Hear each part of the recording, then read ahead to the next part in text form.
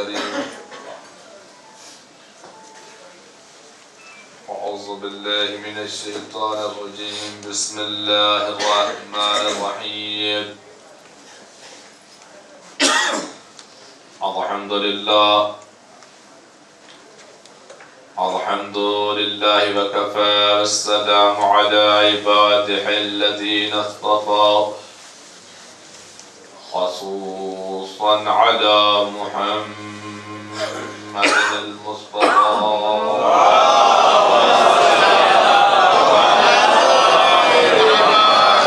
وبيت الطيبين الطاهرين الشرفاء.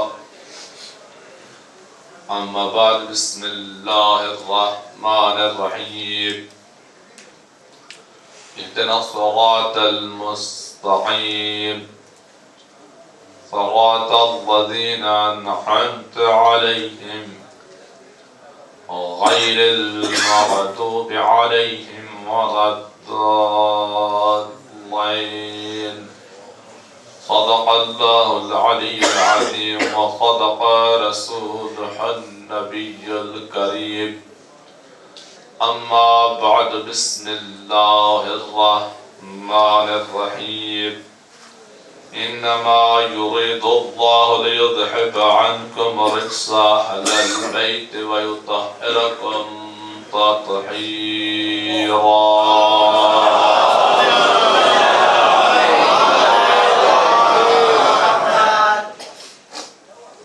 سامعین اعظام، یہ اس فرش عذاب پہ طلب معرفت امام اور طلب صراط المستقیم کے عنوان سے سلسلہ گفتگو کی آج غالباً الوداعی نشست ہے اور پہلا حصہ مختص ہے میرا معرفت امام کے نام سے، معرفت حجت خدا کے نام سے. وہ حجت خدا کہ جس کے وجود بابرکت کی بدولت لیل نہار کی گردشیں جاری ہیں. وہ حجت خدا جس کے یمن کے صدقے میں عالمین کا رزق جاری ہے. وہ حجت خدا کہ جو سر الہی بن کے غیبت کبریٰ میں عدل الہی کے اظہار کے لیے بیٹھا ہے. وہ حجت خدا جسے خالق اکبر نے دین اسلام کو تمام ادیان پہ غالب کرنے کے لیے ہادی آخر قرار دیا ہے. ان کی اس طولانی غیبت کبریٰ میں ہم سب متمنی ہیں ان کے دیدار انور کی. ہم سب متمنی ہیں کہ ہمیں زیارت امام نصیب ہو جائے، ہمیں معرفت امام نصیب ہو جائے. میں نے اپنی سابقہ 9 روزہ گفتگو میں کوشش کی تھی کہ ہم ان مسائل کو پہچانیں کہ جن کی وجہ سے ہم زیارت امام سے محروم ہیں، جن کی وجہ سے ہم معرفت امام سے دور ہیں. غیبت کبریٰ امام میں لاوارث نہیں چھوڑا گیا اپنے شیعوں کو، بلکہ حکم دیا گیا کہ ہماری غیبت کبریٰ کے زمانے میں تم اپنے مسائل فقہ اور طلب عرفان کے لیے ہمارے تائید کنندہ نائبین کی طرف رجوع کرو. غیبت صغریٰ میں 4 نواب اربعہ تھے اور جن کا براہ راست تعلق اور رابطہ امام سے تھا، وہ نائب امام کے نام سے جانے جاتے ہیں۔ لیکن ان نائبین کے بعد سلسلہ غیبت کبریٰ شروع ہو گیا اور حکم امام ہوا کہ اب نائبین تو ہیں لیکن اب کوئی دعویٰ نہیں کر سکتا کہ میرا ڈائریکٹ امام سے رابطہ ہے یا امام سے ملا سکتا ہوں۔ یعنی زیارت امام ناممکن نہیں، زیارت امام ممکن ہے، لیکن کاذب کہا گیا ہے اس بندے کو جو زیارت امام کروانے کا دعویٰ کرے، جو کہے کہ آؤ میرے پاس میں امام کے پاس لے جاؤں، یا آؤ میرے پاس میں تمہیں امام سے ملاقات کروا دوں۔ جس نے ملاقات کرنی ہے اس کی اپنی خوش قسمتی ہے کہ وہ اسے زیارت امام مل جائے۔ جیسا کہ میں نے واقعات سے پیش کیا کہ کرم امام ہے کہ وہ دیدار کرواتے رہے۔ مسئلہ بحث کافی رہا علماء کے درمیان کہ آیا ممکن ہے کہ نہیں۔ مثلا سید مہدی بحر العلوم کے نام سے ایک فقیہ گزرے ہیں، اور بعض روایات کے نزدیک یہ واقعہ لامحلی کا بھی ہے، لیکن کچھ کے نزدیک سید مہدی بحر العلوم کا واقعہ کہ تمام فقہا شب جمعہ زیارت امام میں حسین علیہ السلام کے لیے کربلا تشریف لاتے ہیں۔ ہر نبی اور ہر امام زائر حسین ہے، اور نہ انبیاء اور ائمہ کی سیرت پہ چلتے ہوئے ہر فقیہ کی کوشش ہوتی ہے کہ میں شب جمعہ امام حسین کے حرم میں گزاروں۔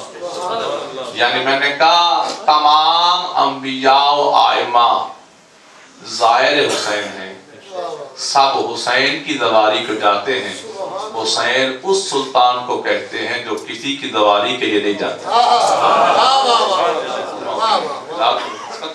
کبھی سب جو بھی آتے ہیں انبیاء و مرسلین و ملائکہ سب مومن، اور اسی سیرت کے تحت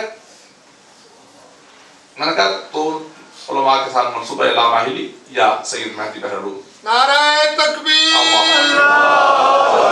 نعرہ رسالت، نعرہ حیدری، بلند صلوات۔ دونوں علماء میں سے کسی فقیہ کے ساتھ یہ واقعہ منسوب ہے۔ زیادہ تر سید مہدی بحر العلوم کے بارے میں لکھتے ہیں کہ وہ سفر پہ جا رہے تھے نجف سے کربلا کی طرف، تو رستے میں انہیں ایک ہمراہی مل گیا۔ انہوں نے پوچھا آپ کہاں جا رہے ہیں؟ تو اس ہمراہی نے بتایا کہ میں کربلا جا رہا ہوں۔ تو انہوں نے کہا میں بھی کربلا جا رہا ہوں۔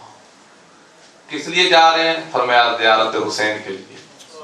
فرمایا میں بھی زیارت حسین کے لیے جا رہا ہوں۔ دونوں زائرین حسین حرم حسین کی زیارت کے لیے ہم رکاب ہو گئے، چلنے لگے، سفر میں باتیں شروع ہو گئی۔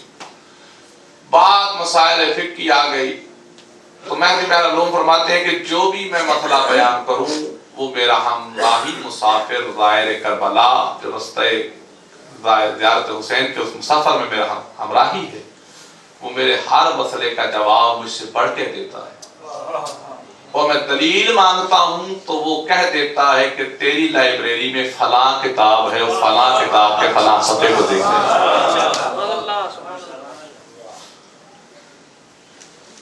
سید مہدی بحر العلوم حیران ہیں کہ یہ کون جوان ہے، پہچان پھر نہ سکے۔ اچانک چلتے چلتے مہدی بحر العلوم نے سوال کیا کہ جوان تیرا علم اور تیرا مطالعہ بہت وسیع لگتا ہے، آیا ممکن ہے کہ اس دور میں ہمیں زیارت امام ہو جائے؟ یہ سوال کرتے ہی اتفاقاً مہدی بحر العلوم کے ہاتھ سے کوئی چیز گری، وہ بھی چیز اٹھانے کے لیے انہوں نے بھی ہاتھ بڑھایا اور اس جوان نے بھی ہاتھ بڑھایا اور اس جوان نے وہ چیز اٹھا کے مہدی بہرالعلوم کے ہاتھوں میں دی اور اس کے سوال کا جواب دیتے ہوئے کہا چیکن ممکن نیز حالانکہ دست امام بے دست شما است، کیسے ممکن نہیں ہے امام کی زیارت جبکہ اس وقت تیرے امام کا ہاتھ تیرے ہاتھوں میں ہے۔ اس وقت تیرے امام کا ہاتھ تیرے ہاتھوں میں ہے۔ جیسے چونک کے دیکھا تو پھر امام نہیں تھے، وہاں نہیں تھے۔ تو یہ وہ سلسلہ ہے امام زمانہ عجل اللہ فرج شریف کی اس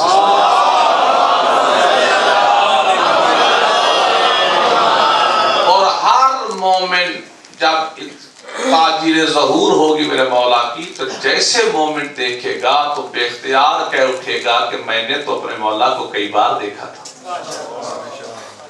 یاد رکھیے وہ ہماری نظروں سے غائب ہیں، اگر ہماری نظروں سے غائب ہیں تو اس میں ہماری نظر کا قصور ہے، امام کا نہیں، وہ تو ہمارے درمیان ہے۔ ہم ان سے دور ہیں، امام ہم سے دور نہیں۔ مولا فرماتے ہیں ہم تیرے اتنے نزدیک ہیں کہ تجھے بھی معلوم نہیں کہ ہم کتنے نزدیک ہیں۔ اگر ایک لمحے کے لیے بھی ہم تجھ سے دوری اختیار کر لیں تو تو ایک لمحے کے لیے سانس نہ لے سکے۔ تو یعنی یہ جو ہمارے سانسوں کی ڈور چل رہی ہے یہ صدقہ امام زمانہ کا ہے۔ اور میں نے عرض کیا کہ زیارت امام زمانہ ممکن ہے لیکن اس کے لیے چاہیے انسان کو کہ وہ اپنی اصلاح خود کرے۔ جب ہمارے اعمال، ہمارے قلوب، ہمارے مال اس قابل ہو جائیں گے، پاک و طاہر ہو جائیں گے تو پھر یہ گناہگار آنکھوں کو پاک امام کی زیارت بھی نصیب ہو جائے گی۔ اور آئیے عزیزان من، یہ مجالس، یہ تمام گریہ و بکا اور یہ سب اس لیے ہے کہ مولا یہ گناہگار آنکھیں رو رہی ہیں تیرے حسین کے غم میں۔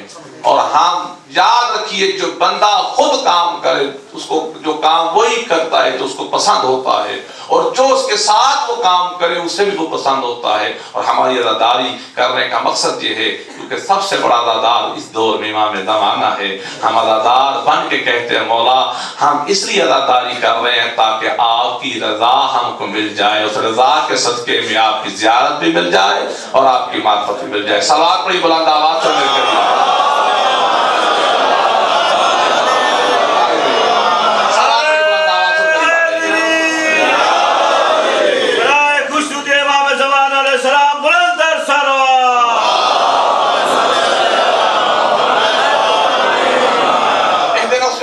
مستقیم کے عنوان سے سلسلہ گفتگو ہے کہ ہر بندہ نماز میں اللہ سے ہدایت مانگ رہا ہے صراط مستقیم کی، اور خالق نے ہر نمازی سے یہ دعا منگوائی کہ تم مانگ مجھ سے سیدھی راہ، ہدایت والی راہ۔ اب جس رب نے ہر بندے سے نماز میں دعا منگوائی کہ مجھے سیدھی راہ دے، اور یہ پھر اس اللہ کے عدل کے خلاف ہے کہ وہ لوگوں سے دعا منگوائے ہدایت کی اور ان لوگوں کے لیے ہدایت کے لیے ایک ہادی کا بندوبست نہ کرے، جو اس کے عدل کے خلاف ہے۔ منگوا رہا ہے دعا کہ مانگو دعا مجھ سے، ان سے دعائیں منگوائے اور پھر ان کے لیے ہادی کا بندوبست نہ کرے، ان کے لیے ہدایت کا بندوبست نہ کرے، تو یہ اس کے عدل کے خلاف ہے۔ یہ اس کا عدل ہی ہے کہ اس نے ہر دور میں انسان کی ہدایت کے لیے ایک ہادی کو رکھا۔ اور عزیزان ایمان، کوئی انسان کتب کو پڑھے یا نہ پڑھے، کسی سے سوال کرے نہ کرے، اگر انسان اپنے اس بدن کو دیکھے تو اسے پتہ چلے کہ ہدایت کے لیے ہادی کا ہونا کتنا ضروری ہے۔ یہ اعضائے انسانی پہ مشتمل یہ بدن ہے انسان کا، اور اس اعضائے انسانی میں سے اس بدن انسانی کے لیے ایک عضو ایسا ہے جسے اللہ نے ہادی بنایا ہے اس بدن کے لیے۔ ان اعضائے انسانی میں سے بنایا ہے وہ آنکھ ہے. یہ آنکھ اس انسان کے بدن کے لیے ہادی کا کام کرتی ہے. یہ آنکھ ہی انسان کو بتاتی ہے کہ تیرے سامنے دیوار ہے. یہ آنکھ ہی انسان کے اس بدن کو ہدایت کرتی ہے کہ تیرے سامنے بازار ہے. یہ آنکھ ہی انسان کو بتاتی ہے کہ تیرے سامنے کون ہے. تو اس اعضائے انسانی کے لیے اللہ نے اس بدن میں سے جس سے ہادی بنایا وہ آنکھ ہے.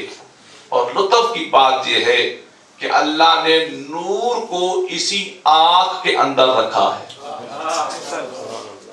یعنی یہ نور ہی کی وجہ سے آنکھیں ہدایت کرتی ہیں. اور جس کی آنکھ میں جتنا قوی نور ہے اس کی بصارت اور اس کی ہدایت اتنی ہی تیز ہے. تو یہ آنکھ کا نور اپنے وجود کے ذریعے بتاتا ہے کہ ہادی ہونے کے لیے نور کا ہونا ضروری ہے. جب تک نور نہ ہوگا تو ہادی نہیں بن پائیں گی آنکھیں. تو یہ آنکھوں کا نور ان آنکھوں کو اس بدن کے لیے ہادی بنا رہا ہے. اور یہ آنکھوں کا نور ہے جو اس اعضائے انسانی کو ہدایت کر رہا ہے کہ تیرے سامنے کون ہے, تیرے سامنے دیوار ہے, کون ہے. لیکن اگر اندھیرا ہو تو یہ اندھیرے میں انسان کو کچھ نظر نہیں آئے گا. اب ایک بندے کو اندھیرے میں نظر نہ آئے اور اپنے معائنے کے لیے ڈاکٹر کے پاس چلا جائے اور کہے کہ میری آنکھوں کو دیکھو, میری آنکھوں کو کیا ہو گیا, ڈاکٹر کہے گا تیری آنکھیں ٹھیک ہیں. ڈاکٹر ان میں نور ہے, فرمایا ہے.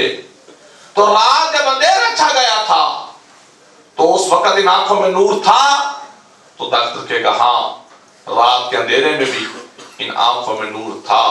ڈاکٹر جب میری آنکھیں ٹھیک ہیں اور رات کو بھی ان آنکھوں میں نور موجود تھا تو پھر کیا وجہ ہے کہ اس نور نے اس اندھیرے میں مجھے کچھ دکھائی نہیں دیا, مجھے کچھ نظر نہیں آیا, مجھے کچھ نہیں دکھایا اس نے.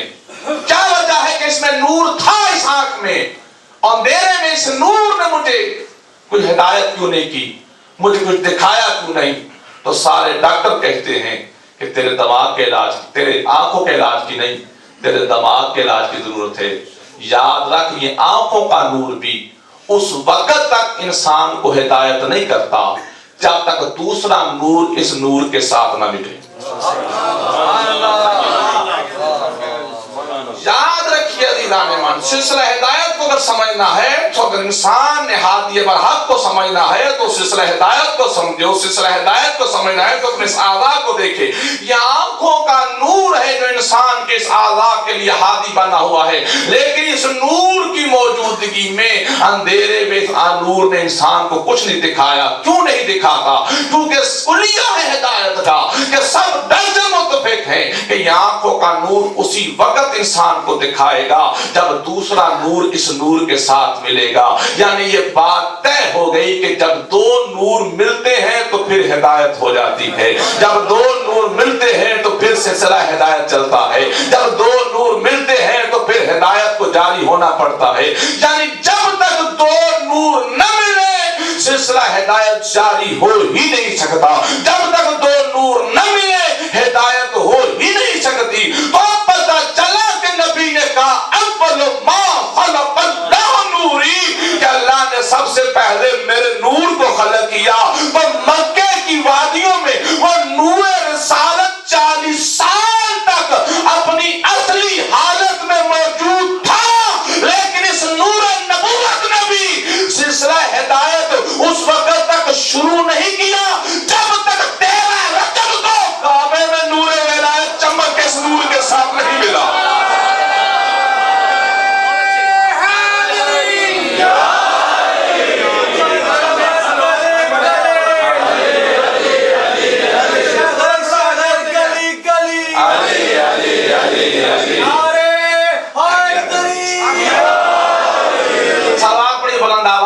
قریب آ جائے اور شاید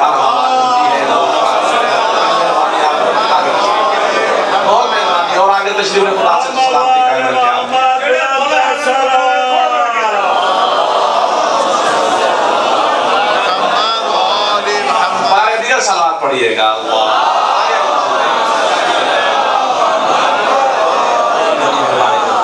बराए ताजील ज़हूर इमाम ज़माना बुलंदर सलावत।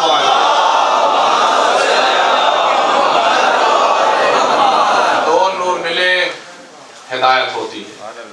ये हिदायत का बाकी कुलिया है कि हादी होने के लिए नूर का होना जरूरी है और नूर के हिदायत के लिए, सिलसिला हिदायत के जारी करने के लिए दूसरे नूर का होना जरूरी है। और यही वजह है कि नबी नूर थे, कुरान भी नूर है। वो कुरान जिसे नबी लेने नहीं गए, वो कुरान जहां नबी थे वहां खुद गया। नबी पाक कभी कुरान की कोई आयत लेने नहीं गए, जबकि इससे पहले अगर अंबिया को देखें तो उनका असूल था कि वो कलाम इलाही को लेने के लिए खुद जाया करते थे। कलाम इलाही को लेने के लिए खुद जाया करते थे। लेकिन ये मकाम पैगंबर है कि कलाम इलाही इस मुस्तफा के पीछे पीछे है। नबी जहां गए कुरान पीछे आया। तो लुत्फ की बात तो ये है कि वो नबी जो कुरान को कभी लेने नहीं गए थे, मैं देख के हैरान हो गया कि 13 रजब को नाटक के कुरान को खुद लेने चले गए। तो लोग मेरे तो हिदायत होती है ना, तो नाटक के कुरान को लेने के। अब उस गालमन आपको बता तो चुका हूं कि उससे पहले काबे की दीवार फट गई। क्यों फटी? कुरान का दावा था कि लो अंज़लना हाज़ल कुरान अला जबलिन लरायतहु खाशियन मुतसद्दियन मिन खशियतिल्लाह, कि अगर हम इस कुरान को पहाड़ पे नाज़िल करते तो खशियत खुदाबंदी की वजह से पहाड़ फट जाता। और अगर मैं इससे पहले भी गालमन कर चुका हूं, कुलिया दे चुका हूं, इस कुलिया को लोगों के सामने पेश किया कीजिए कि कुरान मजीद फुरकान हमीद के लोग बड़े हाफिज बने फिरते हैं, बड़े उनके मकतबे हैं, बड़े उनके पास मदरसे हैं, तजवीदुल कुरान, हिफ्जुल कुरान की बहुत बड़ी बड़ी जमातें हैं। कभी उनसे पूछे सही तो कुरान क्या है। आज तक तरक्की हो गई, लोगों ने कुरान को भी कंप्यूटराइज कर दिया है। तो कौन सी आयत चाहिए तो आप पढ़न दबाइए तो मिल जाएगी। तो उनसे पूछिए कि जब कुरान में वला रत्बिन वला याबिसिन इल्ला फी किताबिम मुबीन का मिसदाक ये कुरान है, हर खुश को तर का तस्करा है, तो फिर आइए कुरान को देखिए। पूरे कुरान में पत्थर के फट जाने की 2 वजह लिखी हैं। पहली वजह क्या? फलम्मा तजल्ला रब्बहु लिजबल वजअलहु दक्कन, कि उनके रब ने अपनी एक तजल्ली पहाड़ पे डाली तो पहाड़ फट गया था। यानी पत्थर के फटने की पहली वजह क्या है कि उस पे नूरे खुदा की तजल्ली पड़ी तो पहाड़ फट गया था। और दूसरी वजह क्या है? कुरान का अपना दावा, लो अंज़लना हाज़ल कुरान अला जबलिन लरायतहु खाशियन मुतसद्दियन मिन खशियतिल्लाह, कि अगर हम इस कुरान को पहाड़ पे नाज़िल कर देते तो खशियत खुदाबंदी की वजह से पहाड़ फट जाता। यानी हाफिज़ान कुरान गौर करे, पूरे कुरान में पत्थर के फटने की 2 वजह हैं। या उस पे नूरे खुदा की तजल्ली पर पत्थर फट जाता है, या उस पे कुरान आ जाए पत्थर फट जाता है। तो फिर 13 रजब को काबे की फटी हुई पत्थर की दीवार दुनिया को यही तो बता रही है कि मेरे अंदर नातक के कुरान आ रहा है या नूरे खुदा की तजल्ली अली आ रहा है।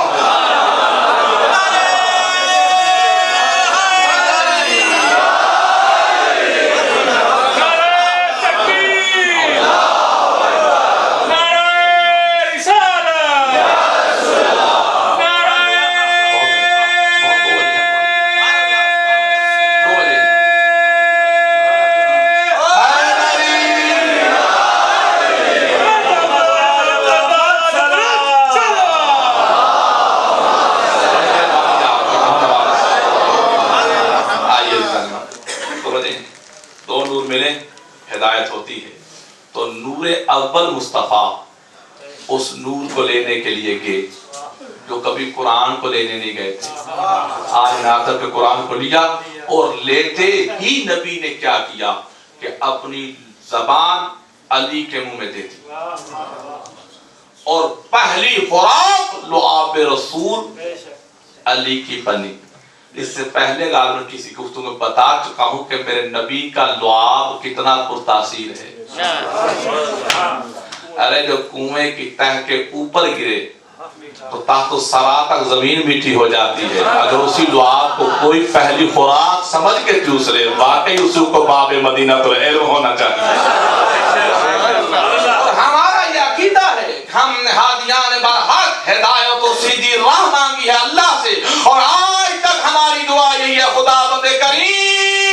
ہمیں سیدھی راہ مل چکی ہے، تجھ سے دعا یہی کرتے ہیں کہ ہمیں سیدھی راہ پہ قائم رکھ۔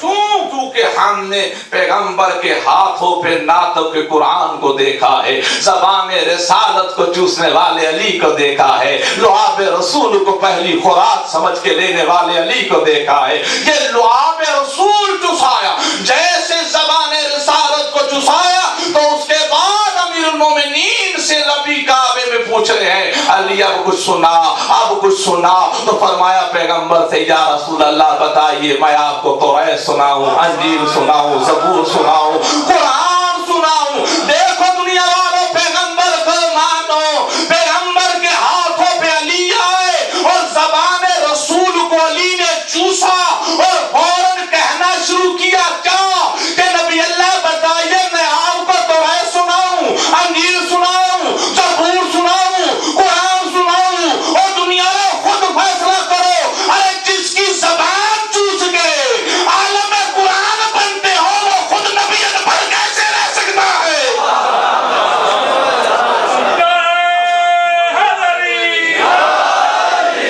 جس کی زبان چوس کے عالم قرآن و توریت و زبور بنتا ہو علی، یہ لعاب رسول کا اثر ہے۔ اور عزیزان مان، اور یہی وجہ میں نے کہا دو نور ملے ہدایت ہوتی ہے، اور پیغمبر کی زبان کو چوسا اور دست پیغمبر کے پہ امیر المومنین نے توریت و زبور و انجیل کو پڑھا۔ اور اس سے پہلے آپ سن لیجئے کہ جناب مریم سلام اللہ علیہا کو لوگ معصوم نہیں مان رہے تھے، سے کیوں؟ تو انہوں نے کہا کہ یہ کیا کیا؟ کہا یہ میرا بچہ ہے۔ انہوں نے کہا نہ تیری ماں ایسی تھی نہ تیرا باپ ایسا تھا۔ تو اس وقت بی بی نے اشارہ کیا، 3 دن کا عیسیٰ بولا تو ساری قوم مان گئی کہ عیسیٰ کی ماں مریم معصومہ ہے۔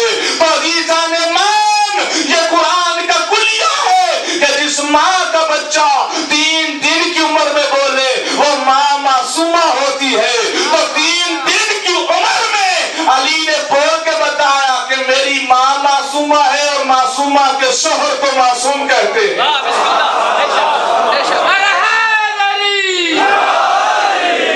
یہ لعاب رسول کا اثر تھا۔ ہم نے امیر المومنین علی بن ابی طالب کے پاس اگر کوئی منزل و فضیلت کو تسلیم کیا ہے، اسے عطائے پیغمبر مانتے ہوئے۔ اور یاد رکھیے، ہم سے کسی کو منوانا ہے تو کوئی مشکل کام نہیں، ہم بہت سادہ ہیں۔ ہمارے ماننے کی انتہا اتنی سادہ ہے کہ ہم نے ماننے کا نچوڑ رکھا ہے رسول کو، مرکز رکھا ہے رسول کو۔ ہم حسین کو نہیں جانتے تھے، نبی نے بتایا یہ حسین ہے۔ سبحان اللہ۔ ہم جانتے تھے، نہیں جانتے۔ ہم علی علیہ السلام کو نہیں جانتے تھے، رسول نے بتایا کہ علی ہے۔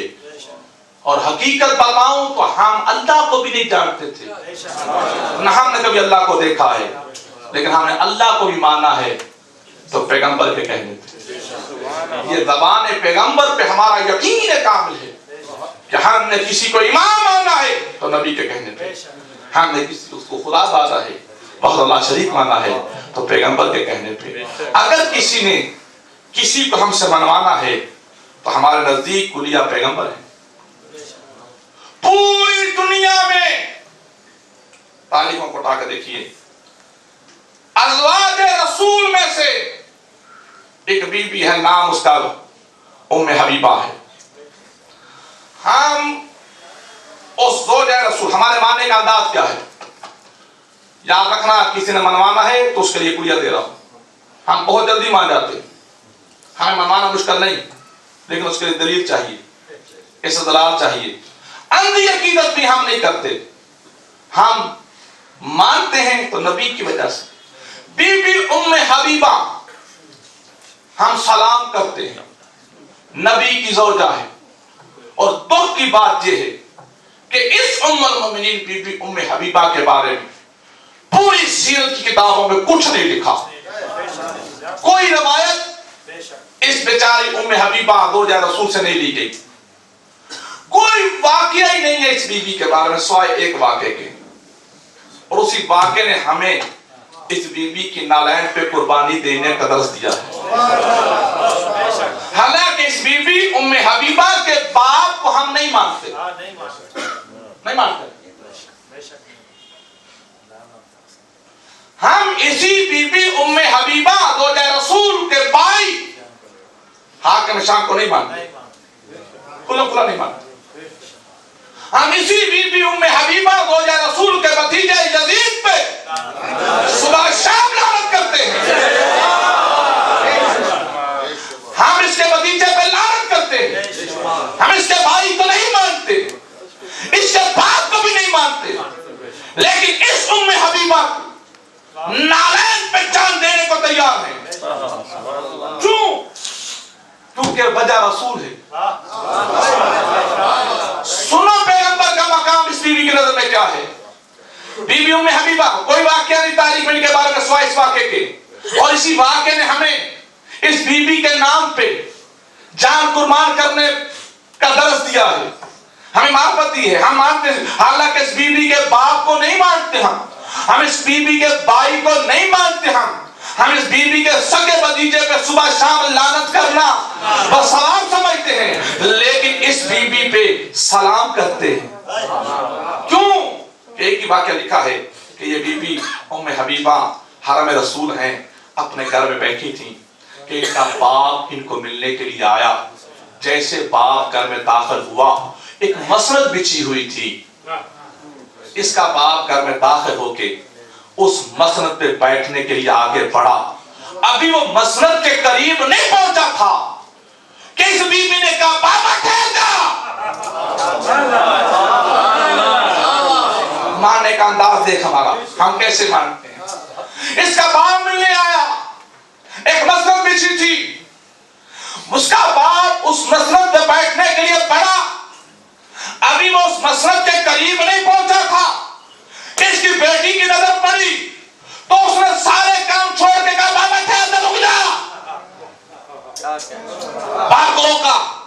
بی بی جلدی سے آئی اور آ کے اس مسند کو لپیٹ کے مقدس جگہ پہ رکھا، اور پھر اندر سے کوئی چٹائی لائی، بچھا کے کہا اس پہ بیٹھ.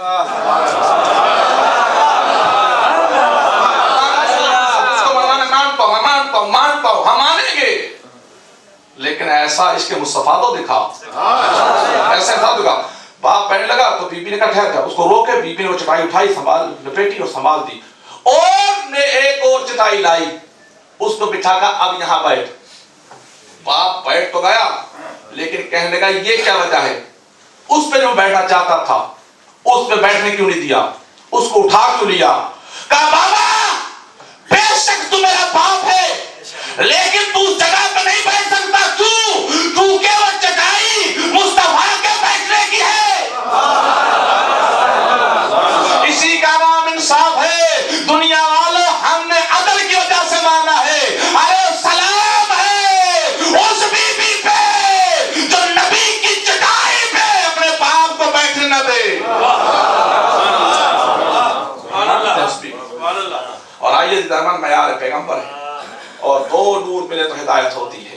اور نبی نے قرآن کو بھی نور کہا، علی کو بھی نور کہا، اور یہی وجہ کہا ہدایت کے لیے دو نور چھوڑے. کہا میں دو نور چھوڑ کے جا رہا ہوں. یہ وجہ ہے کہ ہدایت کے لیے نبی نے کہا میں دو نور چھوڑ کے جا رہا ہوں. کون؟ ایک میری آل، ایک قرآن. اگر قرآن کی سمجھ نہ آئے تو میری آل سے پوچھنا، اگر آل کی سمجھ نہ آئے تو قرآن سے پوچھنا.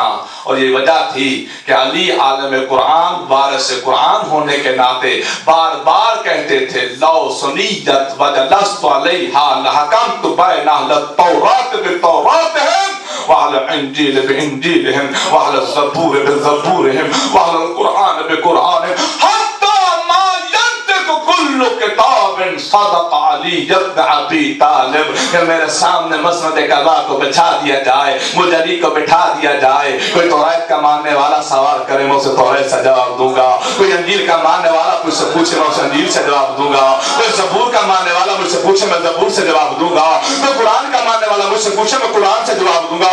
علی کہتے ہیں کوئی ماننے یا نہ مانے، ہر کتاب کا ورق ورق اٹھ کے کہے گا کہ وہ طالب کا لال سچ کہہ رہا ہے.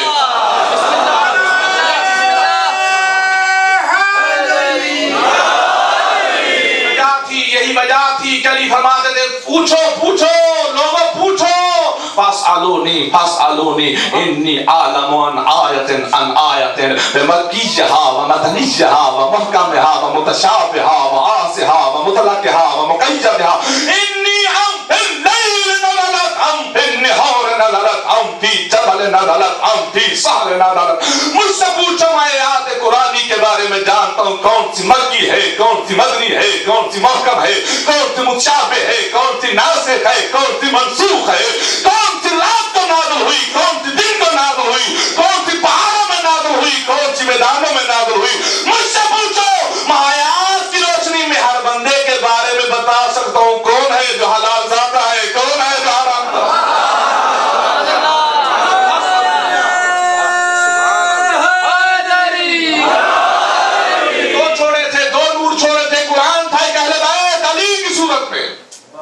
और अली कहते रहे, पूछो पूछो इससे पहले कि मैं तुम्हारे दरमियान से चला जाऊं। और अगर आप जिंदगानी अमीरुल मोमिनीन और उन दावा अमीरुल मोमिनीन के उस दौर को देखें तो लोग कैसे थे। कोई कहता था मेरे सर के बाल कितने हैं, कोई कहता था अली बताओ मैं घर से खा के क्या आया हूं, कोई कहता था मेरी पगड़ी के पेच कितने हैं। लेकिन एक सवाल है जो जमाना अमीरुल मोमिनीन में हुआ, जो जदीद अलूम की अक्कासी करता है, और लुत्फ लेना इस बात का। सवाल क्या किया गया अमीरुल मोमिनीन से कि या अली बताइए जमीन से सूरज का फासला कितना है। आओ मौजूदा दौर के अलूम को भी लो और 1400 साल पहले बोरिया नशीन अली के इल्म को भी देख, आज की जदीद तरक्कियों को भी देख, 1400 साल पहले मुसल्ले पे बैठे अली को भी देख। सवाल हुआ या अली जमीन से सूरज का फासला कितना है। सवाल आपको बड़ा अच्छा लगा, लेकिन इस सवाल की सबसे बड़ी खासियत यह है कि करने वाले अरब थे, और अरब की लुगत में गिनती जो है वो 1000 पे है। 1000 से आगे उनके पास कोई इकाई नहीं।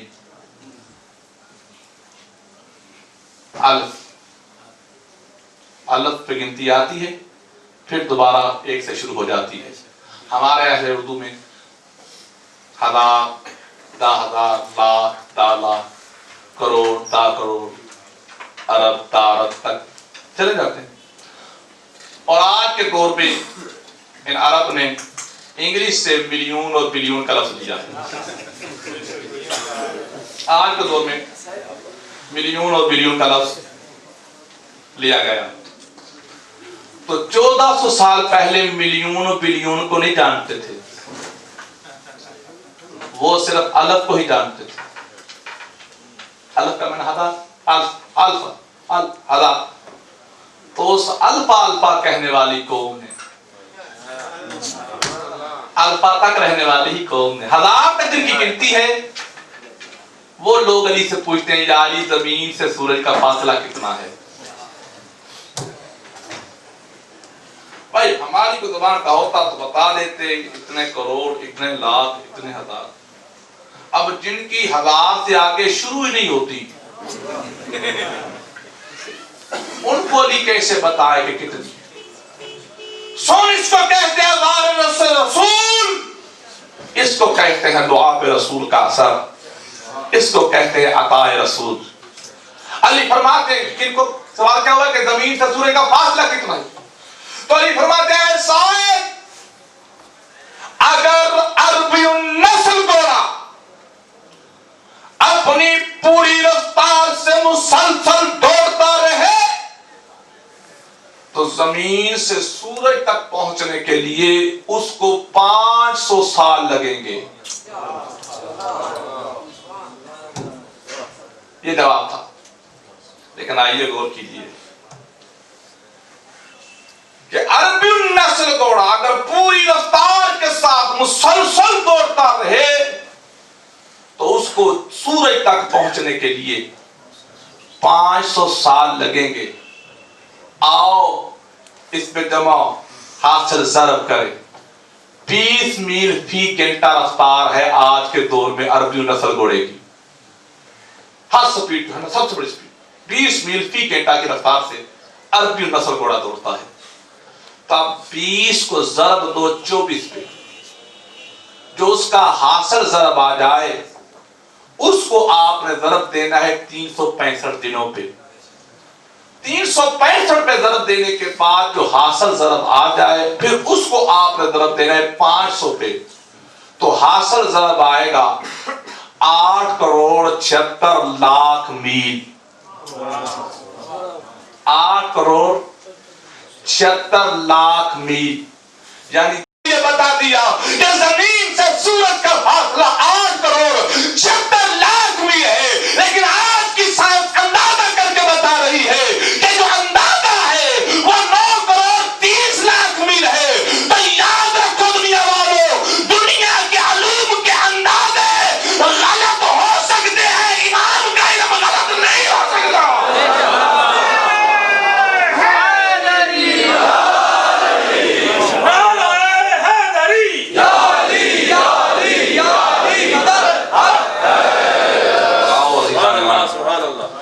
इल्म के दरवाजे पे आ जा, शहर इल्म के दरवाजे पे आ जा।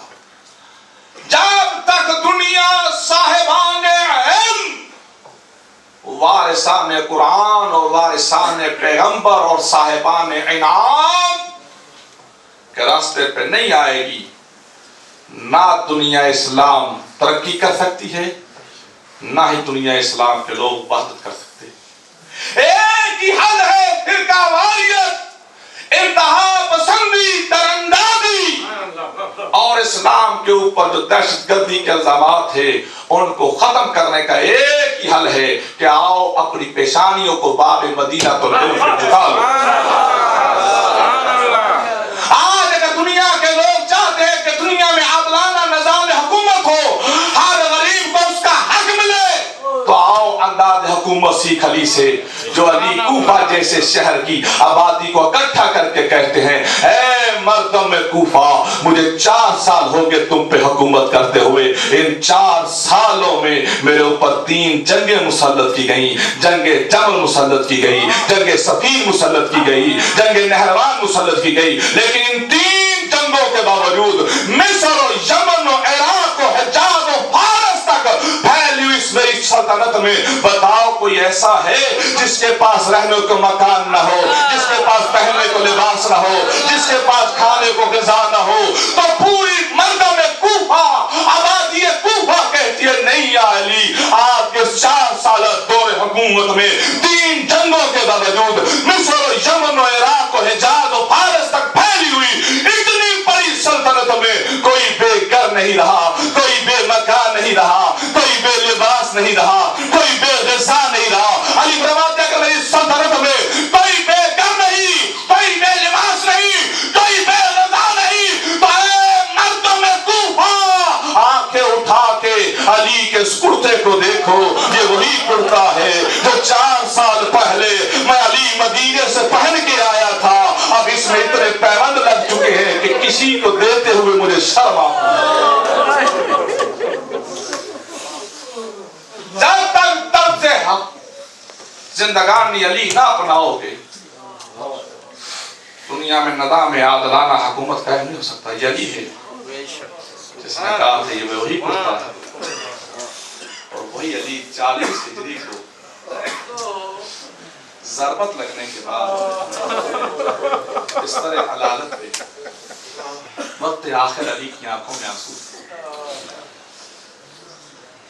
कभी ना रोने वाले अली रो रहे थे। औलाद अली के चौके थी, मखसूस मई से आ हाँ उस मर्ज के लिए तैयारी करें। रोते अली को देख के औलाद आगे बढ़ी, बाबा क्यों रो रहे हैं? कि मेरा लाल, मेरे बच्चों, 2 चीजें हैं जो मुझसे अधूरी रह गई। एक मेरा वो सिजदा है जिसे मैं इस मलून की ज़रबत की वजह से पूरा नहीं कर पाया।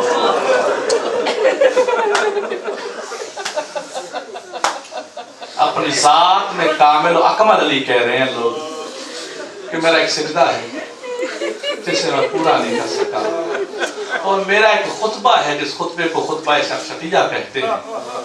अली फरमाते मुझे अफसोस है कि मैं वो खुतबा नहीं पूरा कर सका। بس میں روتا اس لیے ہوں کہ کوئی ہے جو میرے سجدے کو پورا کرے اور میرے خطبے کو پورا کرے.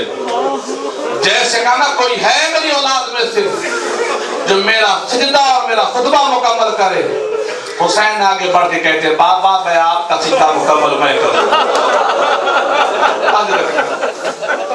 بابا آپ کے سجدے کو میں پورا کروں. حسین نے وعدہ کیا. پھر علی فرماتے ہیں کوئی ہے میرے خطبے کو پورا کرنے والا. ابھی علی کا کوئی بیٹا بولا نہیں تھا پردے سے ام المصائب بی زینب نے کہا بابا اگر حسین تیرا سجدہ پورا کرتا ہے میں زینب تیرا خطبہ پورا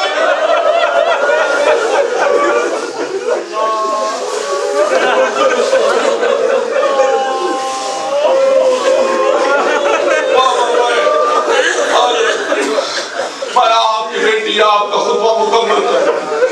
28 رجب کو حسین اور زینب حسین بابا کا سجدہ پورا کر دے زینب بابا کا خطبہ پورا کرنے مدینے سے چلے.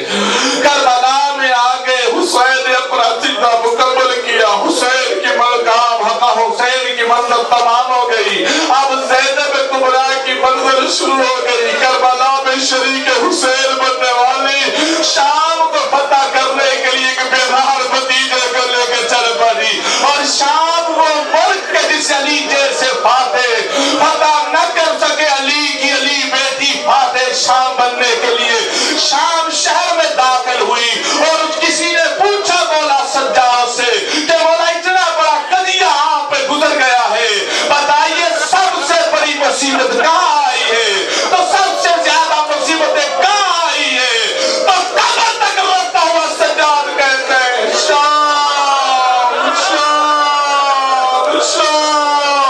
اور کتنا بڑا مشکل محال تھا کہ سجاد کہتے ہیں کاش میری ماں مجھے جنم نہ دیتی نہ میں پیدا ہوتا نہ میں شام کا شہر. مشکل منزل ہوگی. اس لمحے وہ منزل صحابی ہے جس نے مولا کو روتے دیکھا. اس نے کہا مولا آخر شام میں کون کون سی قیامت آئی ہے. تو علی کا سید ساجدین علی زین العابدین فرماتے ہیں میرے منظر سننا چاہتا ہے کہ شام پہ کون کون سی قیامت آئی. اور مولا سے کہا شام داخلے سے پہلے ان ملونوں نے اعلان کیا کہ لوگوں کسی نے علی سے بدلے لینے ہو آ جاؤ علی کی اولاد آ رہی ہے. تو مولا سجاد فرماتے ہیں میرے منظر جب ہم شام شہر میں داخل ہوئے تو لوگوں نے اپنے اپنے بدلے لیے. مولا کیسے بدلے سجاد رو کے کہتے ہیں انہوں نے اس انداز میں ہم سے بدلے لیے کہ تھوڑی دیر کے بعد نہ میں پھوپھی کو پہچان سکا نہ میری پھوپھی مجھے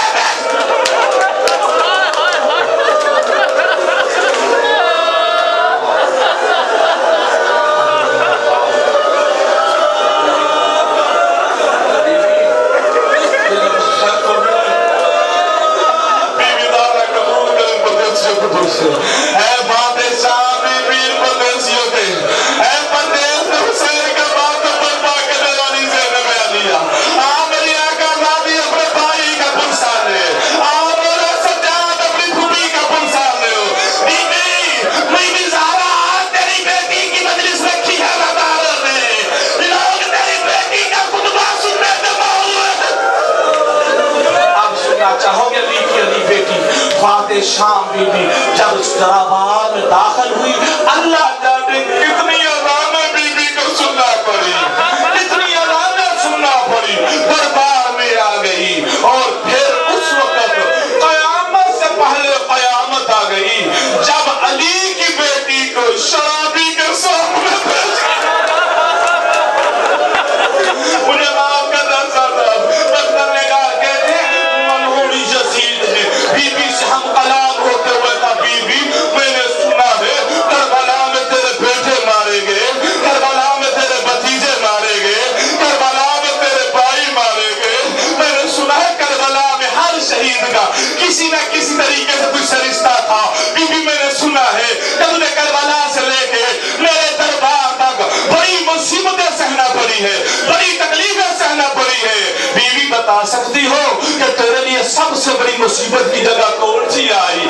کون سی آئی؟ اسلم علی کی بیٹی رو کے کہتی ہے یزید حسین کے قتل سے زیادہ، اکبر کی برچی سے زیادہ، عباس کے باغیوں سے زیادہ، شام کے شرابیوں کے ہجوم سے زیادہ زینب کے لیے مصیبت کا مقام یہی ہے کہ علی کی بیٹی ہو کے کتے سے شرابی سے بھاگ گئے.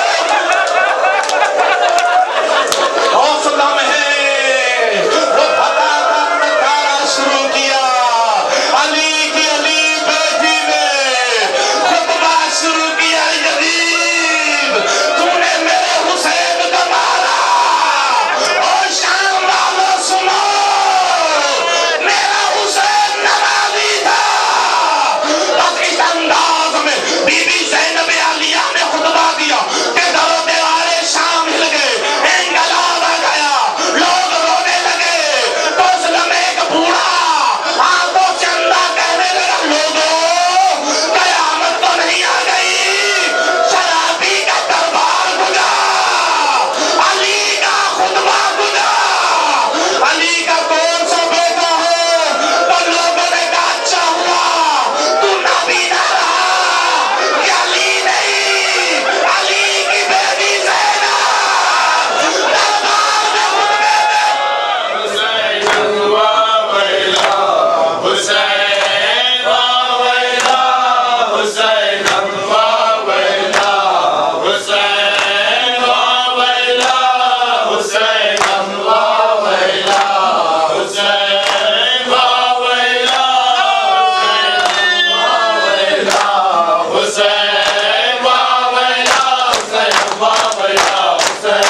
میری دا زینب کھڑی ہے، شام کا دربار ہے.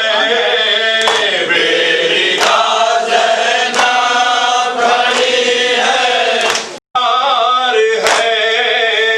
میری دا زینب کھڑی ہے، شام کا دربار ہے. عالم غربت میں آلے احمد مختار ہے.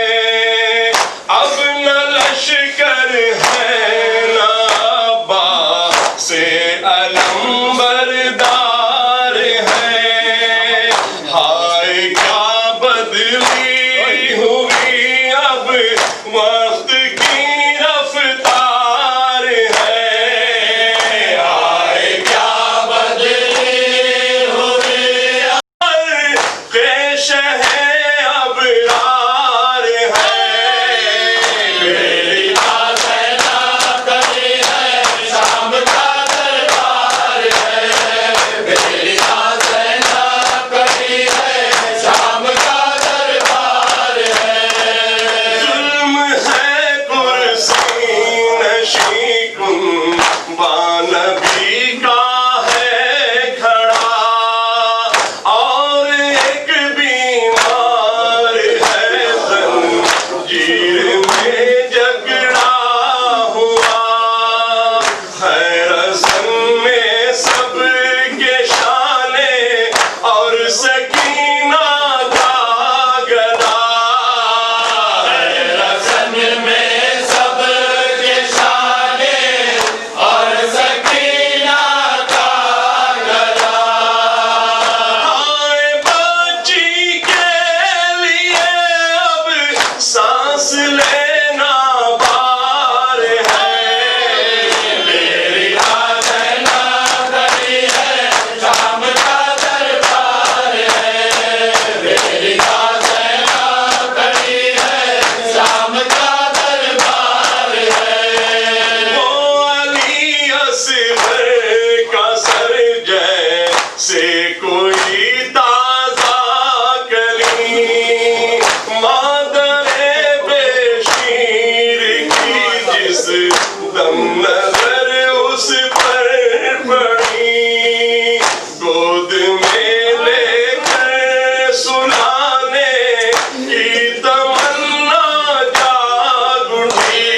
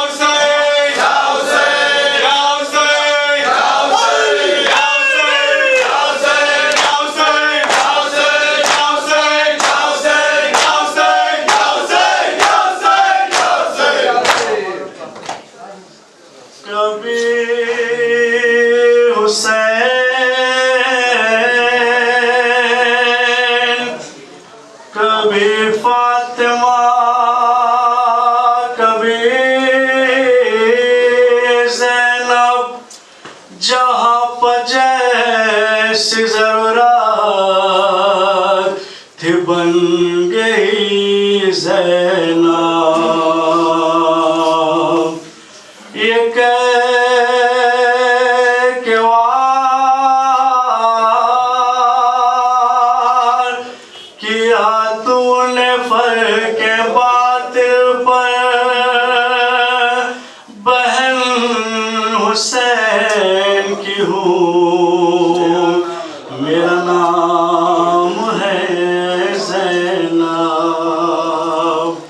زینب کمال لسان قدرت کا نام ہے زینب کمال لسان قدرت کا نام ہے زینب جمال روح مشیت کا نام ہے زینب جمال روح مشیت کا نام ہے زینب جلال صاحب عزت کا نام ہے زینب جلال صاحب عزت کا نام ہے زینب مبارکار صداقت کا نام ہے زینب مبارکار صداقت کا نام ہے زینب ہے نام اجر رسالت معاب کا زینب ہے نام اجر رسالت معاب کا زینب نام بکرا کا زینب بکرا کا زینب نام بکرا کا زینب گلستان سیادت کی پاسبا زینب مصطفیٰ کی شرافت کی پاسبا زینب کارواں میں ہدایت کی پاسبا زینب ہر نبی کی نبوت کی پاسبا زینب کی والدہ رسالت کے ساتھ ساتھ زینب کی والدہ رسالت کے ساتھ ساتھ زینب امامت کے ساتھ ساتھ زینب رہے گی زندہ امامت کے ساتھ ساتھ زینب رہے گی زندہ امامت کے ساتھ ساتھ زینب رہے گی زندہ امامت کے ساتھ ساتھ زینب دل کی تمنا کا نام ہے زینب غضب کی پیاس کے دریا کا نام ہے زینب مصیبتوں کے سراپا کا نام ہے زینب شکستہ پہلو زہرا کا نام ہے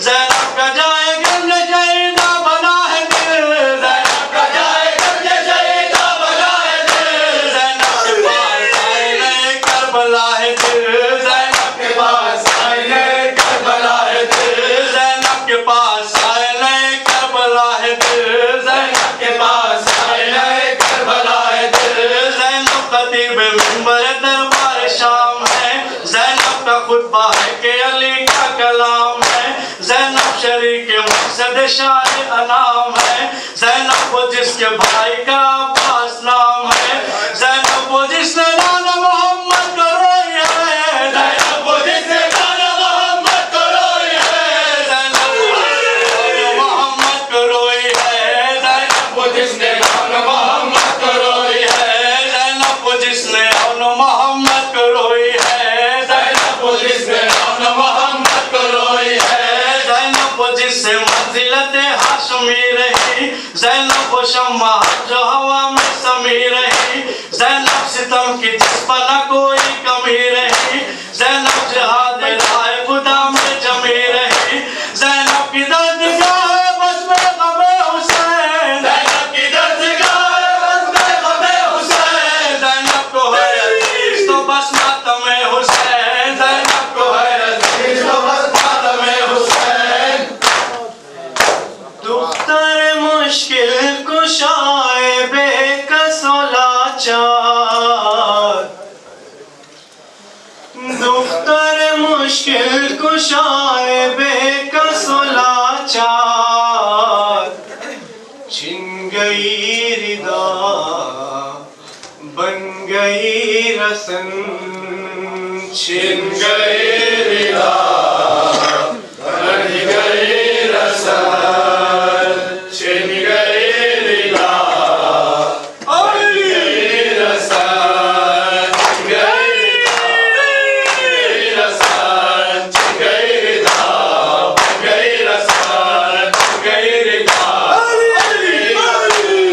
آئے وہ شام غریبہ اور وہ زینب کا غم چل گئے ہیں سارے خیمے لٹ گئے ہیں سفرم آئے بے کس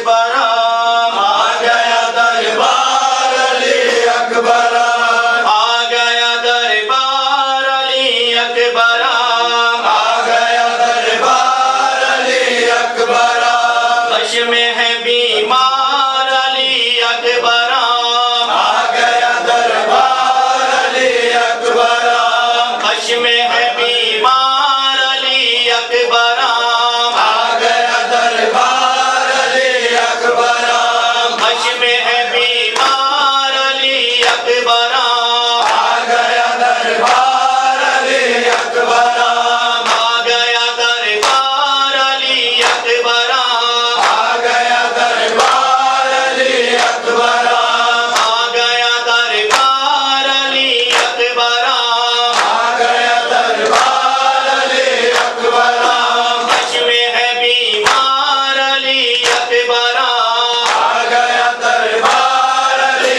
अकबर आ गया दरबार अली अकबर आ गया दरबार अली अकबर कश के बहाने ये माँ सदका निकाले ये माँ कश के बहाने ये माँ सदका निकाले ये माँ कश के बहाने ये माँ सदका निकाले ये माँ कश के बहाने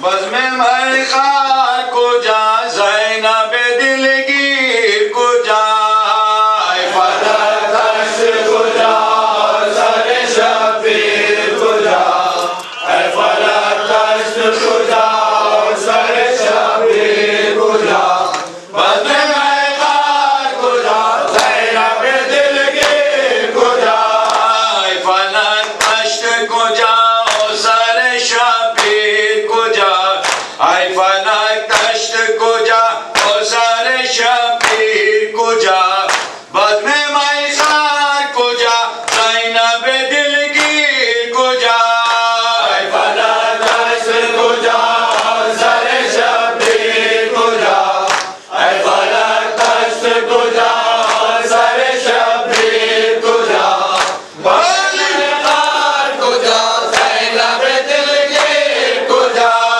یوسف آل نبی بود اسیر زندان یوسف آل نبی بود اسیر زندان ای سجاد کجا توق گلو